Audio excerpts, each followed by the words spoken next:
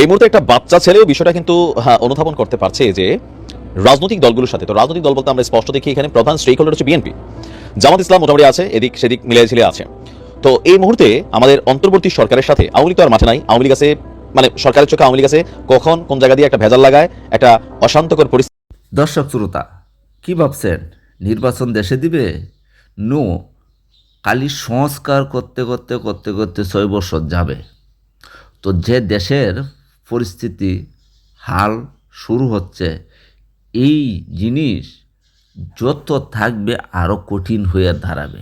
কিন্তু ডক্টর ইউনূসরে কেউ মানছে না।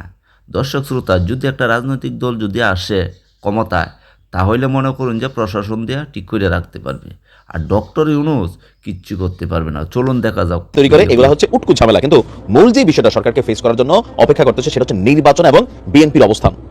5ই আগস্টের পর এমন কোনো কাজ হয় নাই যেটাতে বিএনপি নাক গলাইছে, বলছে যে না। আপনি দেখেন মোড়া লাগে সংবিধান সংস্কার, নো হয়েছে, এটা হওয়া মনে হয় না যে হবে। এর পাশাপাশি দেখেন প্রধান একটা এজেন্ডা ছিল রাষ্ট্রপতির ইস্যু, হয়েছে না। তো এরকম বড় বড় অনেক কিছুতে বিএনপির অবস্থানটা কিন্তু আসলে সরকারকে ভাইব্রেশন করায়, এটা বোঝাই যাচ্ছে। ইভেন একসময় ডক্টর মোহাম্মদ ইউনূস তিনি বিরক্ত হয়ে বলছিলেন যে ভাই, যদি আমাদেরকে রাজনৈতিক দলগুলো বলে যে 100টার মধ্যে এই 10টা সংস্কার করেন আমরা করবো, আর তারা যদি বলে কোনো সংস্কারে লাগবে না নির্বাচন দেন, আমি নির্বাচন দিয়ে সরে যাবো, এরকম একটা অবস্থান ছিল। কিন্তু এইসব কথায় বিএনপি নামক দলটার অন্তরের মধ্যে যে ভয় ঢুকে রয়েছে, একটা টেনশন ঢুকে রয়েছে, সেটা কি হালকা হচ্ছে না। গতকালকে আপনার দলটির একজন প্রধান ব্যক্তি রুহুল কবির রিজভী তিনি কি বলছেন দেখছেন, 111 সরকারের সময় মঈনুদ্দিন ফখরুদ্দিন উপদেষ্টারা বা সরকাররা যা যা করতো ঠিক তারই নাকি পুনরাবৃত্তি এই সরকারের উপদেষ্টারা করছেন। আবার জনাব তারেক রহমান বলছেন সংস্কারের রূপরেখা জানতে চাইলেই, মেয়াদটা জানতে চাইলে বা রোডম্যাপটা জানতে চাইলে উপদেষ্টারা অস্বস্তিতে পড়ে যান। এর পাশাপাশি তিনি এটাও বলছেন রাষ্ট্র মেরামতে কত মাস লাগবে এটা জানার অধিকার আমাদের আছে বা জনগণের আছে, আপনারা এটা জানান। এই যে এখনো কথাগুলি ধরেন এখনো যে আওয়ামী লীগ বিএনপি স্তরে যায় নাই, তবে নাহিদের এক বক্তব্যকে রাজনীতি বিরোধী বক্তব্য হিসেবে মির্জা ফখরুল ইসলাম তিনি কিন্তু কাউন্টার করেছেন। আবার সমন্বয়করা বলছেন তরুণদের বাদ দিয়ে রাষ্ট্র ক্ষমতায় যাবেন, এই স্বপ্ন বাদ দেন, বিপিনের কোনো দরকার নাই, টানা 2 বছর ডক্টর ইউনূস সাহেব থাকুক, তারপর আমরা চিন্তা করবো নির্বাচন সংস্কার যা হবে। তো এই যখন পরিস্থিতি, তাহলে কি আসলে -2 ফর্মুলা বা 111 সরকার আসার কি শঙ্কা আছে? বিএনপি মনে প্রাণে বিশ্বাস করে যে এরকম কিছু ঘটতে পারে। আপনি তাদের বিষয়গুলো দেখেন, তারেক রহমান তিনি দেশে আসছেন না, বলে দিয়েছেন যতক্ষণ মামলা প্রত্যাহার না হয়। তাহলে বাংলাদেশের আদালতে এই মুহূর্তে তারেক রহমানের কোথায় ভয়? যেখানে রাষ্ট্রপতি বেগম খালেদা জিয়া এবং তারেক রহমানকে বিজয় দিবসের যে প্রোগ্রাম আছে সেখানে দাওয়াত দিচ্ছেন, এরপর কিন্তু তারেক রহমান দেশে আসে নাই। মির্জা ফখরুল ইসলাম গেছিলেন, বর্তমান পরিস্থিতি রেখে গিয়ে সেখানে অবজার্ভ করা বিভিন্ন মন্তব্য, তো তারেক রহমান বলছে না ভাই এখন আমি যাবো না, মামলা সব প্রত্যাহার হোক। এখন কেন?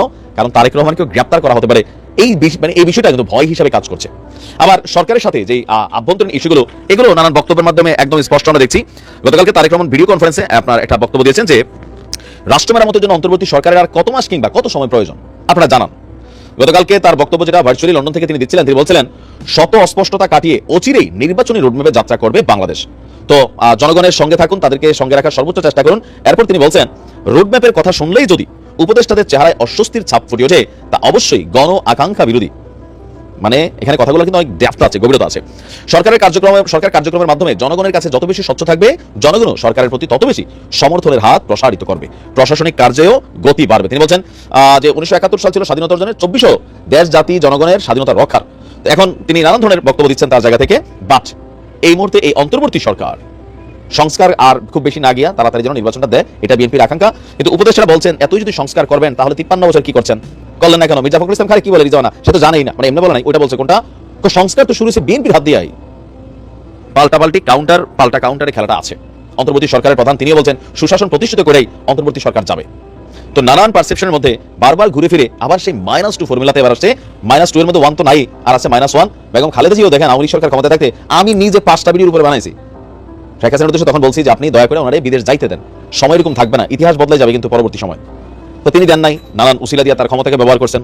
তো দিন শেষে এখন কি হলো, শেখ হাসিনা নিজেই বাংলাদেশে ঢুকতে পারছেন না, আর বেগম খালেদা জিয়া তিনি এখন রানীর বেশে আছেন। কিন্তু এই রানীর বেশে থেকেও তিনি কিন্তু এখন বিদেশের চিকিৎসা নিতে যাচ্ছেন না, যে চিকিৎসার জন্য প্রতিদিন বাংলাদেশের টক শোতে গণমাধ্যমে আমি নিজে পর্যন্ত কথা বলছি ভাই দেন যাক বিদেশ যাক, হায়াত মত আল্লাহর হাতে। তো এখন এত অপেক্ষার সুযোগ কিন্তু তিনি যাচ্ছেন না। সামহাও বিএনপির ভিতরে কিছুটা একটা ভয় কাজ করতেছে, আর সেই ভয়টা রিজভী সাহেবের কথা থেকে কালকে এটা আরো ক্লিয়ার। ইভেন প্রত্যেকটা সাথে আপনাদের আরেকটা কথা বলি, ওই যে একজন ইউনো বলছিল যে আওয়ামী লীগ ফিরে আসবে, এই লোককে তাৎক্ষণিকভাবে ডিসি বরখাস্ত করলেন বা উপর একজন সচিব বরখাস্ত করলেন। বিএনপি জামাতে এই ইউনোর পক্ষে দাঁড়াইছে, বৈষম্য বিরোধী ছাত্র যে বিচার দিচ্ছে সে মিথ্যা বলছে, উনি এরকম বলে নাই। এরপর আবার উনি একটা প্রমোশন পাই আবার হয়েছে। মানে আমরা বুঝতে হবে বৈষম্য বিরোধী প্ল্যাটফর্মের স্টুডেন্টদের একটা জিনিস বুঝতে হবে যে বিএনপির যে প্রভাব প্রতিপত্তি এটাকে ওভারটেক করা আওয়ামী লীগ ছাড়া কারো পক্ষে সম্ভব না, এটা কিন্তু বাস্তবতা। বিএনপিকে থামানো, বিএনপিকে বা জামাতকে থামানো, এটা আওয়ামী লীগ ছাড়া অন্য কেউ পারবে না। বৈষম্যবিরোধী ছাত্ররা যে আন্দোলনটা বা প্ল্যাটফর্মটা ক্রিয়েট করছে, কোথাও না কোথাও আপনি দেখেন বিভিন্ন জায়গায় নাগরিক কমিটির পোলাপাইন মাইর খাচ্ছে, বৈষম্যবিরোধী ছাত্র আন্দোলনের তারা মাইর খাচ্ছে, বিএনপি টিএনপির হাতে, আওয়ামী লীগের হাতে, বা ছিনতাইকারীরা পর্যন্ত মারতেছে। কারণ বাংলাদেশের রাজনীতিতে না এখন সার্জিস হাসনাতরা যে জায়গাতে পৌঁছাই গেছে, যে জায়গাতে বক্তব্য দেয়, এইসব জায়গায় বক্তব্য দেয় এক জিনিস, কিন্তু আপনি গ্রামের মধ্যে বিএনপি অধ্যুষিত এরিয়া, সেই এলাকাতে এখন বিএনপি সব নেতাদের একটা চুংচাং ভাব আছে, আপনি সেখানে গিয়ে বলবেন যে এই কি বিএনপি তোমরা দাঁত ফালাই দিব ভাই, এটি বাস্তবতা। আপনি বিচারও তো দিবেন না ডরে, আপনার বাফাকে থাক, ছোট মানুষ বুঝছে না, এরকমই হচ্ছে বর্তমান প্রেক্ষাপটটা আমরা যেটা দেখছি। তো সেই জায়গা থেকে স্বাভাবিকভাবে বিএনপির মধ্যে একটা ভয়, আবার সরকারের মধ্যে একটা অস্বস্তি, এটা কিন্তু সত্য। এখন আসলে নির্বাচনটা কবে হবে, আবার যখন আমরা কোনো কোনো উপদেষ্টার বক্তব্যে একটু আশ্বস্ত হই বা সামহাও আমরা দেখি, তো তখন দেখি যে পরে বলা হয় এটা তার ব্যক্তিগত, প্রধান উপদেষ্টা জানাবেন। তবে আমি ব্যক্তিগতভাবে মনে করি নির্বাচনের সময়কাল এটা যারা নির্ধারণ করা করবেন, কিন্তু কিছু কাজ বাংলাদেশের এই অন্তর্বর্তী সরকারকে করে যেতে হবে, সিস্টেমকে সিস্টেমে আনতে হবে। এটা যদি করে না যায়, নির্বাচন ইস্যু বা আরো বিভিন্ন ইস্যুতে যেগুলো নিয়ে প্রতিবারই মানুষ ব্ল্যাকমেলিং এর শিকার হয়, সরকার পতনের পরে নানান ধরনের মব জাস্টিস থেকে শুরু করে লুটপাট শুরু হয়, এগুলোর পরিবর্তন মানুষ চায়। মানুষ ব্যবসা বাণিজ্য করতে চায়, নিরাপদ বিনিয়োগ করতে চায়, শেয়ার বাজারকে স্থিতিশীল চায়, পুলিশের কাছে গেলে আইনের অধিকার চায়, আদালতের কাছে সুবিচার চায়। ৫৩ বছর এগুলো আমরা শুনতেছি, কিন্তু পারফেক্টলি পাচ্ছি না। এগুলো আমরা চাই, দেখা যাক কোন দিকে যায়।